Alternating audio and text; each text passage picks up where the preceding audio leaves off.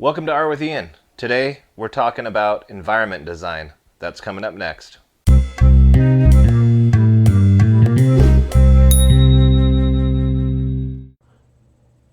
All right, welcome to the Environment Design Series, Episode 6, the final episode. We are talking about photo textures. So, why photo textures? Well, basically there's one answer to that, and that is just to speed your process up. I mentioned this before. I highly recommend you avoid using photo textures if you've never actually rendered the thing that you're trying to render more quickly. This is a shortcut and should only be used after you've taken the time to truly understand the materials you're rendering. So in the case of my painting, it's a lot of rock texture, rock, moss, plant, that kind of a texture. And I've rendered that many times, and so for me it was just a matter of speeding my process up, getting some tooth down, and then building up over that instead of taking the time to really have to work all the detail in, the slow way. So I'm going to give a little practical example here, a little real-time example, so that when we go into the commentary for this and I start talking about my process, which is a bit sped up as the others have been, it's not gonna you're gonna be able to track what I'm doing because you're gonna see real quickly here how to do it. So I found this photograph, and something to point out when you're doing this, the copyright issue that's normally in play for photos is pretty much non-existent. Now I certainly wouldn't go and take a very popular photograph or something that is for sale. Like if it's a stock image and someone's actually selling it and it's got like the little, the watermarks on it, stay away from that stuff. It's not worth it, and that's someone's livelihood, that's their product. But if you just find a random photograph someone took, what you're going to be doing with this texture is it's going to destroy. It's not really the photo anymore. It's so far away from the photo that it's not like taking it and just using the photograph. So it's a bit different on the legal issue there. So basically what we're going to do to create photo textures, I'm pulling up my lasso. That's the hotkey for that is L, by the way, if you care. And I'm just going to grab a bit of a selection out of here, and I'm just looking at the area where I like the texture and I also like the lighting. So I'm just gonna go ahead and copy that and paste. That's Control C, Control V, and then Control T to transform, and I'm gonna drag this over here. So first thing I need to do is think about my own lighting. This lighting is clearly coming from the top left and casting shadows to the bottom right. The way I kind of have envisioned this, I've done a tiny bit of just very simple little just determining the shape and light, is the light is coming from the top right. So this lighting doesn't really work. So first thing I'm going to do is I'm going to get it set up vertically and right click and just flip this thing horizontally. And so now the light is coming from, it's at least coming from the right. It's not exactly spot on by any stretch, but I'm going to be painting over this, and that's something you need to really remember, is you're always going to be painting over your photo textures. You're never going to hit enter to accept that. You're never going to just leave it like it is once you lay it down. That's not the point of this. It's just to get some tooth and your color palette, some detail down. Okay, Control J to duplicate that layer, Control T, and now I'm going to drag it around. Gonna just kind of place this a bit and hit enter. And really quickly, as if you're gonna duplicate the same texture and move it around, use it like that, you need to be careful that you don't let repeating shapes come into play too often. So I'm just gonna feather some of this back here a little bit, and just in general, just gonna feather some of the edges, the transitional edges and that kind of a thing. Alright, I'm going to grab it one more time. The original one, not the feathered one. Control J, Control T. I'm going to size this down a bit. I think I'm going to rotate it maybe. And maybe maybe I'll make it a bit wider.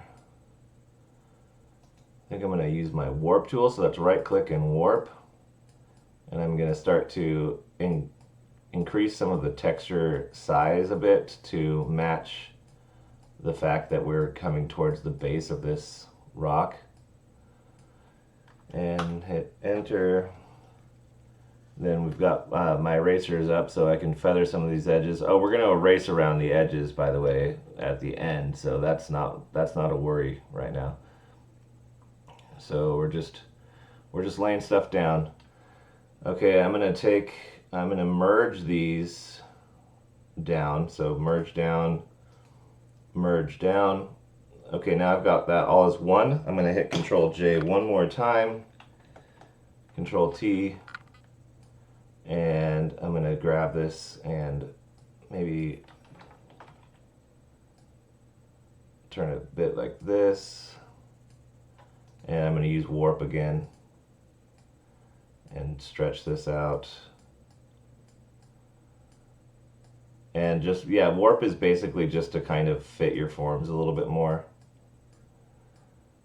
You know, it just helps a bit in that department. And, you know, you can be as picky about this whole process as you want. I'm not gonna take too terribly long with it because it's just a demo. And I'm going to merge that down one more time. And so now we've got everything onto here, right? And then the next thing I want to do is take any color out of this. The only thing I want to show as color is what I already painted, my base. And so I'm going to take the color, I'm going to go to Image Adjustments, Hue Saturation. The hotkey for that is Control U, by the way, so if you want to just pull it up without going all up here. Anyways, I'm going to pull the saturation out, hit OK, and then change the layer mode from normal to overlay.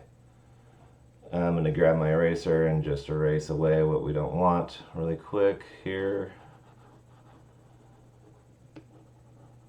Okay, and now you can kind of see that we've basically got this texture coexisting with our what we painted before. That green is coming through, my color palette is coming through, but it's still, the texture is still kind of too in command too much. I'm feathering it down a little bit with my eraser, but what you can do is just pull your opacity down a little bit.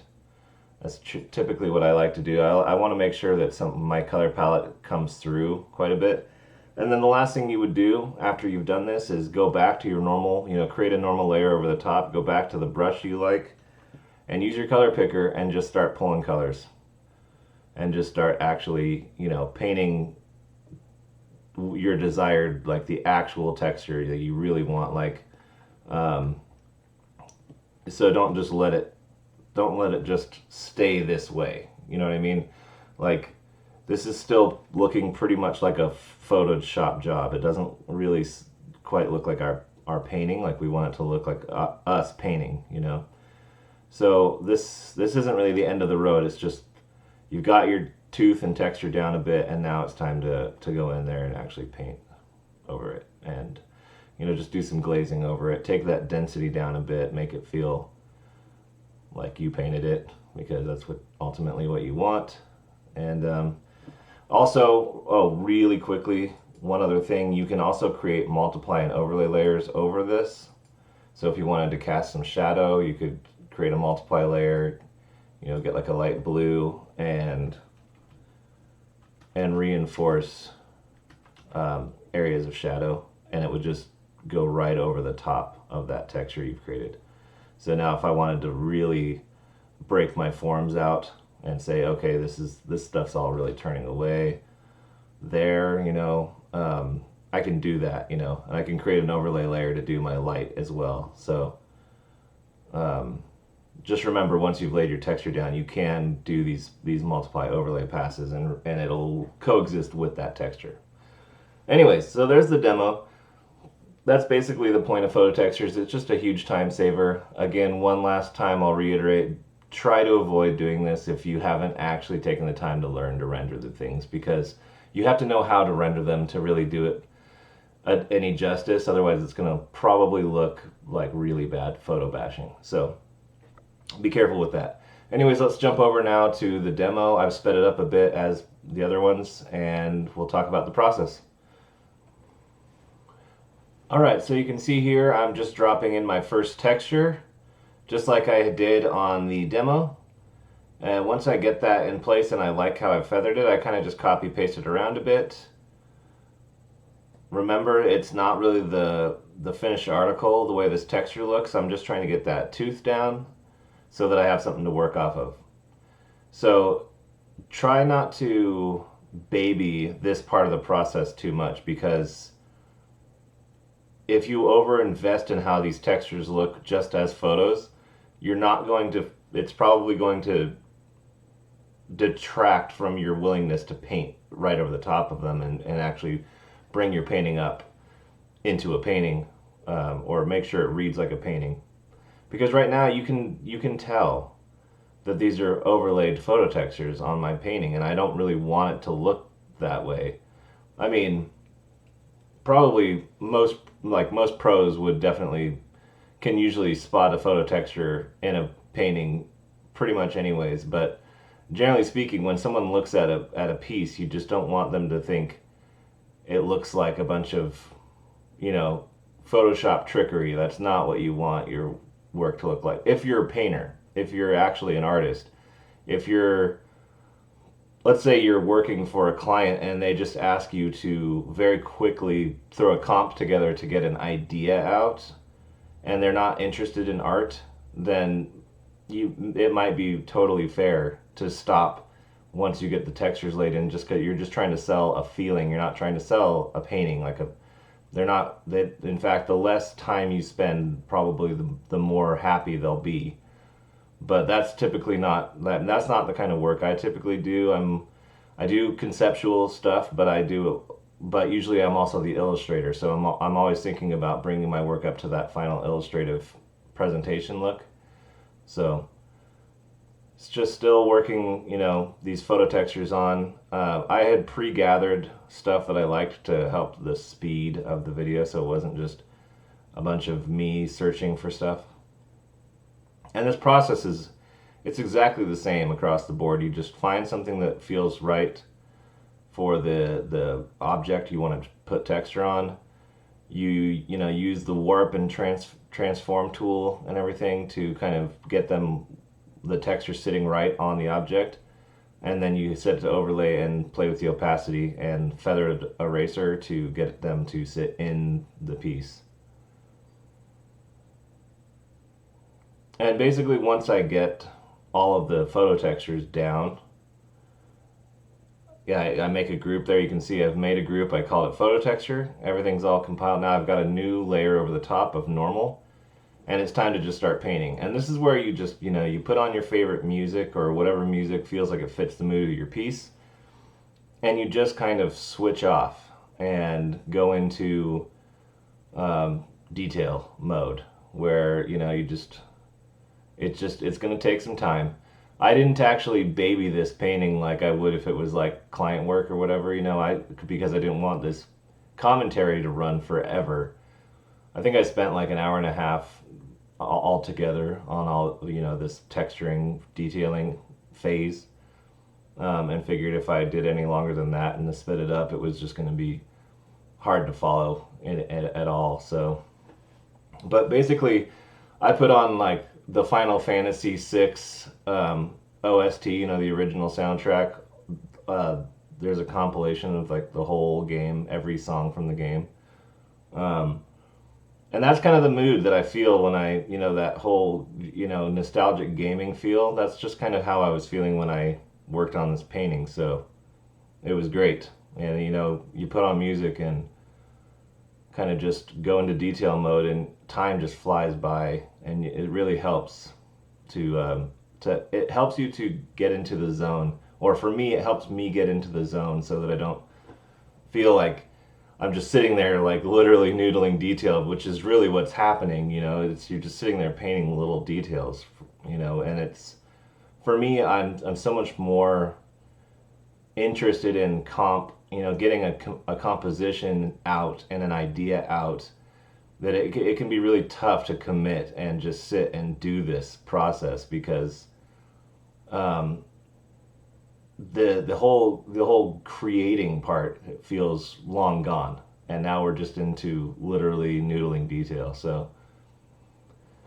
but for certain finished products, for to get work up to a certain level, this is gonna be life for you as an artist. If you want to be an illustrator now, if you want to be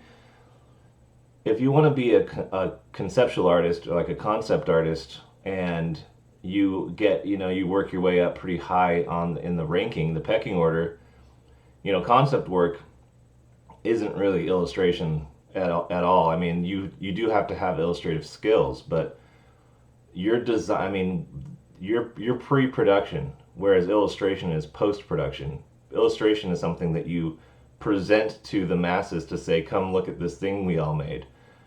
Conceptual work is something you present to the producers, or the people with money, basically, to say, look at this thing we want to make. That's the difference. So a lot of times concept work is, it's far more you're far more interested in actually designing, than you are in sitting and noodling detail. So basically now I'm getting in here and kind of trying to finalize some of these ideas, that I've basically, everything I've ignored the whole time. Like, what is the color of this roof? Whereas before it's just like, what's the overall shape of it? Just those kinds of things. Just bringing everything up to a more refined render, and like, again, like I said, like, I still didn't bring it up nearly to, well, maybe nearly, but I didn't bring it up to what I would have if it was client work, because unless they were asking for a loose style, some clients do actually ask for more painterly work, and you have to be prepared to adjust your style to meet those needs. But typically, um, I tend to bring work up to a pretty high, like, typically my clients want work brought up to a pretty high render, which means you just really have to accept that it's gonna take time. Just like I said, put on your favorite album, put on like a 3-hour compilation of your favorite game music or something, and just paint until it ends, and then you just put 3 hours into your piece and just call it good. I used to spend, when I was a younger artist, I used to spend 20 hours on a painting. Wasn't uncommon, and part of that is because you're half the time you're just trying to figure out how to do what you want to do. The better you get, the quicker you get, because you're not solving a problem every step of the way. You're just kind of almost like a drone. You're just going through the motions because you know what you need to do. It just takes time to do it. You have to actually put some care and effort in.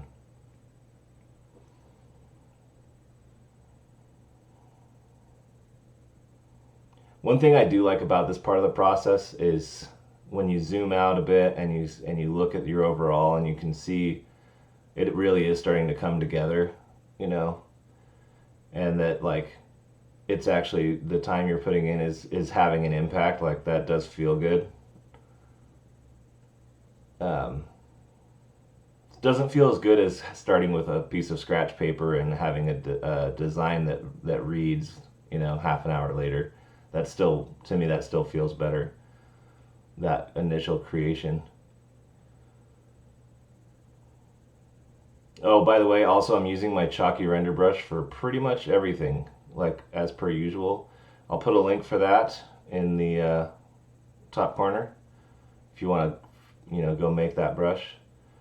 Other than when I need to do like an airbrush pass for something, pretty much the rest of the time it's always that chalky render brush.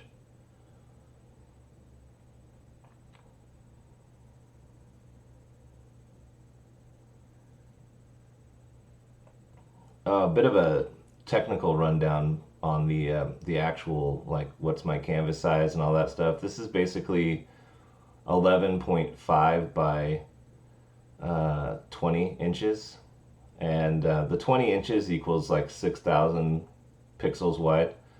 And I find that that's like, without bogging my computer down, that's a nice place to kind of have your max. Like, if you're gonna do portrait style, just have 6,000 be your max height.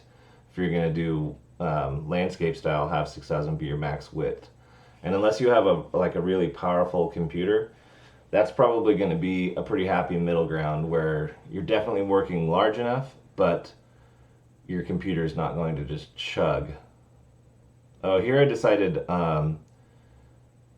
it would be cool to put like a banner, like some kind of like this place, some their logo, their insignia, their badge, whatever. I just thought I need to get a little bit of color variation, just a little bit of color in general on this big, huge gate area. So there I'm casting a bit of a shadow from it just to help sell that light. And put the one on the right into shadow by just turning the brightness of it down. Very quick way to do that. And I think that just helps that little bit give this place like a little more like, this is the entrance. Look at this area.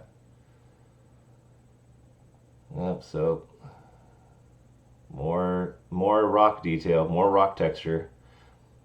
I actually really like painting rocks. There's something so nice about the looseness of, you can, as long as you're pretty much adhering to some geometry, like making sure the planes read typically is a pretty important aspect. But outside of that, you have a lot of freedom to just make lines and texture, and I like rocks. I'm really huge geology, like I really love geology. So in fact, there was a time in my college years where I wasn't sure if I wanted to push for an art career or if I wanted to go on and pursue a master's in geology, because I really love geology. Anyways, that's a whole other thing. Oh, you can also see that I added in a slightly more refined character in that, and there I did that. I didn't add that, or I didn't do that during this video because I wanted to keep it about the photo texture. That's and there's nothing special about it. It's just slightly better than basically the stick figure that was there before. But that's, we just want it to look refined enough to not feel like we left the sketch there. Here I'm adding another layer to the depth of going back to those mountains, just because, it adds a tiny bit more interest right there. That's been bugging me a little bit since I first went to color, and I realized that's a pretty big, I made the decision not to put detail there specifically so that the body of the character would read without any distractions, but I decided that I could still have one more plane of distance and without interfering with what I was doing there. So now I'm just refining my cloudscaping a bit.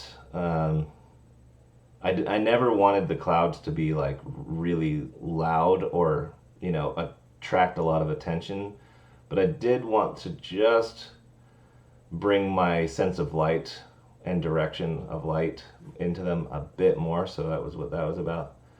Finally putting those birds in that I've been talking about since like episode 1, I think.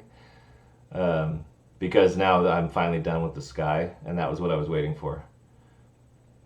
And just make sure that the sky reads the way I want before I place the birds in, and also just getting my lighting the way I want it, make sure I make decisions about my lighting so that I can hit the birds with the light properly. Which, in order to kind of capture the feeling of where they are in space, here in a moment you'll see that I basically cast a shadow of a couple of the birds onto the tower on the mountain, on the cliff there.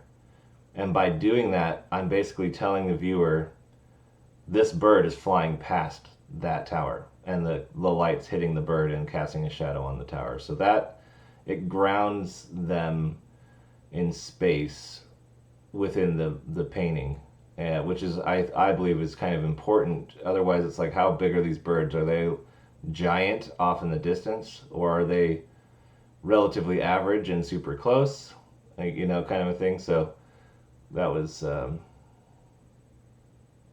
yeah, that was kind of an important thing to help with that.